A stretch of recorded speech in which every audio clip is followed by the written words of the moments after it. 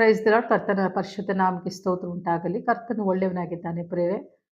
ಹೌದು, ಈ 8ನೇ ತಿಂಗಳಿನಲ್ಲಿ ಕರ್ತನಾದ ದೇವರು ನಮ್ಮನ್ನು ಅದ್ಭುತವಾಗಿ ಆತ ನಡೆಸಿದ್ದಾನೆ. ಅದಕ್ಕಾಗಿ ನಾವು ಕರ್ತನಿಗೆ ಸ್ತೋತ್ರ ಸಲ್ಲಿಸೋಣ. ಬಿಬ್ಲಿಕಲ್ ಪ್ರಕಾರವಾಗಿ ನಾವು 8 ಎಂಬುದಾಗಿ ಹೇಳುವಾಗ ಹೊಸ ಆರಂಭವನ್ನ ಅದು ಸೂಚಿಸುವಂಥದ್ದಾಗಿರುತ್ತೆ. ಈ 8ನೇ ತಿಂಗಳಿನಲ್ಲಿ ಕರ್ತನಾದ ದೇವರು ನಿಮಗೆ ಹೊಸ ಆರಂಭವನ್ನ ಕರ್ತನು ನಿಮಗೆ ಕೊಡುವಾತನಾಗಿದ್ದಾನೆ. ಆಮೇಲೆ ಈ ತಿಂಗಳಿನಲ್ಲಿ ಕರ್ತನು ವಾಗ್ದಾನವನ್ನು ಕೊಟ್ಟಿದ್ದಾನೆ. ಯೋವೇಲಿನ ಪ್ರವಾದನೆ ಗ್ರಂಥ 2ನೇ ಅಧ್ಯಾಯ 25ನೇ ವಚನದಲ್ಲಿ ನಾವು ನೋಡ್ತೇವೆ. ವರ್ಷಗಳನ್ನ ನಾನು ನಿಮಗಾಗಿ ಕೂಡಿಸಿ ಕೊಟ್ಟಿದ್ದೇನೆ ಎಂಬುದಾಗಿ. ಹೌದು ಪ್ರಿಯರೇ, ಈ ತಿಂಗಳಿನಲ್ಲಿ ಕರ್ತನಾದ ದೇವರು ರೆಸ್ಟೋರೇಷನ್ಗಳನ್ನ ಆತನು ಮಾತನಾಡ್ತಾ ಇದ್ದಾನೆ. ಈ ತಿಂಗಳಿನಲ್ಲಿ ನಿಮಗೆ ವರ್ಷಗಳನ್ನ ಆತನು ಕೂಡಿಸಿ ಕೊಡುವ ಆತನಾಗಿದ್ದಾನೆ. ಹೌದು, ಸತ್ಯವೇದ್ಯದಲ್ಲಿ ನಾವು ನೋಡುವಾಗ ಪೇತ್ರನ ಕುರಿತಾಗಿ ನಾವು ನೋಡ್ತೇವೆ. ಪೇತ್ರನ ಜೀವಿತದಲ್ಲಿ ಎಷ್ಟೋ ಅದ್ಭುತಗಳನ್ನ ಅವನು ನೋಡಿದಂಥ ಒಬ್ಬ ವ್ಯಕ್ತಿಯಾಗಿದ್ದಾನೆ. ಪೇತ್ರನು ಯಾರು ಎಂಬುದಾಗಿ ನೋಡುವಾಗ ಅವನು ಯೇಸುವಿನೊಟ್ಟಿಗೆ ಇದ್ದಂಥ ವ್ಯಕ್ತಿ. 12 ಮಂದಿ ಶಿಷ್ಯರು ಸಹ ಯೇಸುವಿನೊಟ್ಟಿಗೆ ಇದ್ದಾರೆ. ಅದರಲ್ಲಿ ಪೇತ್ರನ ಹೃದಯದಲ್ಲಿ ಮಾತ್ರ ಆಸೆಗಳು ಬಹಳವಾಗಿತ್ತು. ಆಸೆಗಳು ಯಾವುದು ಅಂತಂದ್ರೆ, ದೇವರಿಗಾಗಿ ಏನಾದರೂ ಮಾಡಬೇಕು, ಅದ್ಭುತಗಳನ್ನ ಮಾಡಬೇಕು, ಸೂಚಕ ಕಾರ್ಯಗಳನ್ನ ಅವನನ್ನು ಮಾಡಬೇಕು. ಯೇಸು ಹೇಗೆ ಆತನು ಸಮುದ್ರವನ್ನು ಗದರಿಸಿದ್ದನು, ಅದೇ ರೀತಿಯಲ್ಲಿ ನಾನು ಸಹ ಗದರಿಸಬೇಕು. ನಾನು ಸಹ ಯೇಸುವಿನ ಹಾಗೆ ಸತ್ತವ್ರನ್ನ ಎಬ್ಬಿಸಬೇಕು. ನಾನು ಸಹ ಯೇಸುವಿನ ಹಾಗೆ ಕುಷ್ಠರೋಗಿಗಳನ್ನು ಸ್ವಸ್ಥಪಡಿಸಬೇಕು. ನಾನು ಸಹ ಯೇಸುವಿನ ಹಾಗೆ ಕಣ್ಣಿಲ್ಲದವರಿಗೆ ಕಣ್ಣನ್ನು ಕೊಡಬೇಕು, ಕುಂಟರಿಗೆ ಕಾಲನ್ನು ಕೊಡಬೇಕು ಎಂಬುದಾಗಿ ಅವನ ಆಸೆಗಳು ಹೃದಯದಲ್ಲಿ ತುಂಬಿಕೊಂಡಿತ್ತು.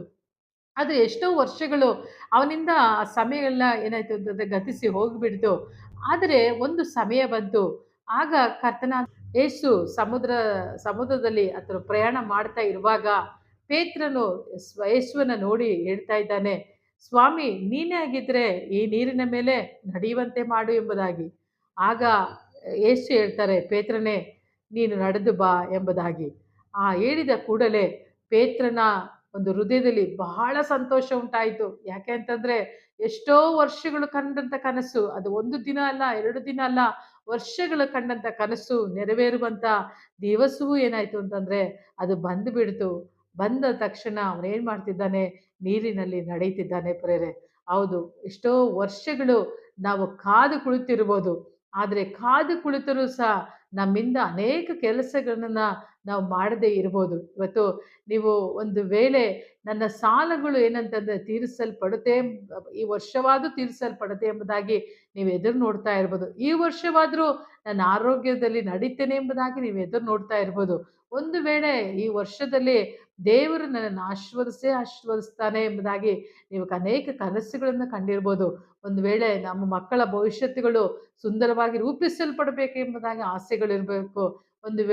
ಒಂದು ವೇಳೆ ನಿಮ್ಮ ಹೃದಯದಲ್ಲಿ ನಾನು ಸಹ ಒಂದು ಒಳ್ಳೆಯ ಒಂದು ಬಿಸ್ನೆಸ್ ಮ್ಯಾನ್ ಆಗಿ ನಾನು ಇರಬೇಕು, ನನ್ನ ಬಿಸ್ನೆಸ್ಸು ಸಕ್ಸಸ್ಫುಲ್ ಆಗಿರಬೇಕು ಎಂಬುದಾಗಿ ನೀವು ಅಂದ್ಕೊಳ್ತಾ ಇರ್ಬೋದು. ಆದರೆ ಇವತ್ತು ನೀವು ಅನೇಕ ಕನಸುಗಳನ್ನ ನಿಮ್ಮ ಹೃದಯದಲ್ಲಿ ಕಂಡಿರ್ತೀರ. ಒಳ್ಳೆಯ ಕೆಲಸವನ್ನ ನಾನು ಪಡೆದುಕೊಳ್ಬೇಕು, ಒಳ್ಳೆ ಕಂಪನಿಯಲ್ಲಿ ನಾನು ಜಾಯ್ನ್ ಆಗಬೇಕು ಎಂಬುದಾಗಿ ನೀವು ಅಂದ್ಕೊಳ್ತಾ ಇರ್ಬೋದು. ಸ್ಟೂಡೆಂಟ್ಗಳ ಒಂದು ಕನಸುಗಳನ್ನು ನೋಡುವಾಗ ಅವರು ಸಹ ನಾನು ಈ ವರ್ಷದ ಸಾಲಿನಲ್ಲಿ ಉತ್ತಮವಾದಂಥ ಅಂಕಗಳನ್ನು ನಾನು ಗಳಿಸಬೇಕು ಎಂಬುದಾಗಿ ಸಹ ನೀವೆಲ್ಲ ಆಲೋಚನೆಗಳನ್ನ ನೀವು ಮಾಡಿಕೊಂಡಿರ್ತೀರ. ಆದರೆ ಇವೆಲ್ಲವೂ ಎಲ್ಲ ಆಸೆಗಳು ಏನಾಗಿದೆ ಅಂದರೆ ನಿಮ್ಮ ಹೃದಯದಲ್ಲಿ ಇದೆ ಪ್ರೇರೆ. ಆದರೆ ಕರ್ತನಾದ ದೇವರು ಪೇತ್ರನಿಗೆ ಒಂದು ಸಮಯವನ್ನು ಕೊಟ್ಟ ಹಾಗೆ ನಿಮಗೂ ಸಹ ಈ ಸಮಯವನ್ನ ಪುನಃ ಆತನು ಕೊಡ್ತಾ ಇದ್ದಾನೆ. ಈ 8ನೇ ತಿಂಗಳಲ್ಲಿ ಕರ್ತನು ಹೇಳ್ತಾನೆ, ಇದು ನಿನ್ನ ಸಮಯವಾಗಿದೆ. ಹೇಗೆ ಪೇತ್ರನು ನೀರಿನಲ್ಲಿ ನಡಿಲಿಕ್ಕೆ ಒಂದು ಸಮಯ ಬಂತು, ಅದೇ ಪ್ರಕಾರವಾಗಿ ನೀನು ಸಹ ಈ ಎಲ್ಲಾ ವಿಷಯದಲ್ಲಿಯೂ ಸಹ ನೀನು ಅಭಿವೃದ್ಧಿಗೊಂಡು ಜೀವಿಸ್ಲಿಕ್ಕೋಸ್ಕರವಾಗಿ ನಿನಗೆ ಸಹ ಒಂದು ಒಂದು ಒಳ್ಳೆಯ ಅವಕಾಶವನ್ನ, ಒಂದು ಸಮಯವನ್ನ ನಾನು ನಿನಗೋಸ್ಕರವಾಗಿ ಕೊಟ್ಟಿದ್ದೇನೆ ಎಂಬುದಾಗಿ. ಹೌದು ಪ್ರಿಯರೇ, ಪ್ರತಿ ಒಂದು ಹಣ್ಣಿನ ಮರಗಳನ್ನ ನೋಡುವಾಗ ಪ್ರತಿಯೊಂದು ಮರಗಳಿಗೂ ಒಂದೊಂದು ಸೀಸನ್ ಇದೆ ಅಲ್ವಾ? ಎಲ್ಲಾ ಸೀಸನ್ ಅಲ್ಲಿಯೂ ಸಹ ಫಲಗಳು ಬಿಡುವಂತದ್ದಾಗಿದೆ. ಮಾವಿನ ಮರಕ್ಕೆ ಒಂದು ಸೀಸನ್ ಅಲ್ವಾ? ಹಾಗೆ ನೇರಳೆ ಮರಕ್ಕೆ ಒಂದು ಸೀಸನ್, ಹಾಗೆ ಹಲಸಿನ ಹಣ್ಣಿಗೆ ಒಂದು ಸೀಸನ್. ಹಾಗೆ ಇವತ್ತು ಕರ್ತನು ಹೇಳ್ತಿದ್ದಾನೆ, 8ನೇ ತಿಂಗಳಿನಲ್ಲಿ ನಿಮಗೂ ಸಹ ಒಂದು ಸೀಸನ್ ಅನ್ನ ಇಟ್ಟಿದ್ದೇನೆ. ಈ ಸೀಸನ್ ಯಾವುದು ಅಂತಂದ್ರೆ, ಏ ಪೇತ್ರ ಹೇಗೆ ಯೇಸುವಿನೊಟ್ಟಿಗೆ ಒಂದು ಸೂಪರ್ ನ್ಯಾಚುರಲ್ ಆದಂತ ಹೆಜ್ಜೆಯನ್ನು ಹಾಕಿದ್ನೋ, ಅದೇ ಪ್ರಕಾರವಾಗಿ ಈ ಒಂದು ಸಮಯದಲ್ಲಿ, ಈ ತಿಂಗಳಿನಲ್ಲಿ ನೀವು ಸಹ ನಿಮ್ಮ ಬಿಸ್ನೆಸ್ ಅಲ್ಲಿ ನೀವು ಹಾಕುವಂತ ಎಲ್ಲ ಕೆಲಸ ಕಾರ್ಯಗಳಲ್ಲಿ ನೀವು ಕೈ ಹಾಕಿ ಮಾಡುವಂತ ಎಲ್ಲಾ ಕೆಲಸದಲ್ಲಿಯೂ ಸಹ ನೀವು ಕರ್ತನಿಗೋಸ್ಕರವಾಗಿ ಮಾಡುವಂತ ಕಾರ್ಯಗಳಲ್ಲಿಯೂ ಸಹ ಸೂಪರ್ ನ್ಯಾಚುರಲ್ ಆದಂತ ಒಂದು ಹೆಜ್ಜೆಯನ್ನ ಕರ್ತನ ಸಂಗಡ ನೀವು ಹಾಕುವಂತವರಾಗಿರ್ತೀರಿ. ಈ 8ನೇ ತಿಂಗಳಿನಲ್ಲಿ ನೀವು ನಡೆಯುತ್ತಿರುವಂತದ್ದು ಸೂಪರ್ ನ್ಯಾಚುರಲ್ ಆದಂತ ಅಸಾಧಾರಣವಾದಂತ ದೇವರೊಟ್ಟಿಗೆ ಈ 8ನೇ ತಿಂಗಳಿನಲ್ಲಿ ನೀವು ನಡಿಲಿಕ್ಕಿದ್ದೀರಾ. ಮೋಶೆಯನ್ನು ನೋಡುವಾಗ ಮೋಶೆ 80 ವರ್ಷದವನಾಗಿದ್ದಾನೆ. ವರ್ಷಗಳು ಅವನಿಗೆ ಕಳೆದು ಹೋಯಿತು. 80 ವರ್ಷ ಆಗ್ಬಿಟ್ಟಿದೆ. ಇನ್ನು ಏನಾದ್ರೂ ಮಾಡ್ಲಿಕ್ಕೆ ಸಾಧ್ಯನಾ 80 ವರ್ಷ ಆದ್ರೆ? ಏನು ಮಾಡ್ಲಿಕ್ಕೆ ಆಗೋದಿಲ್ಲ.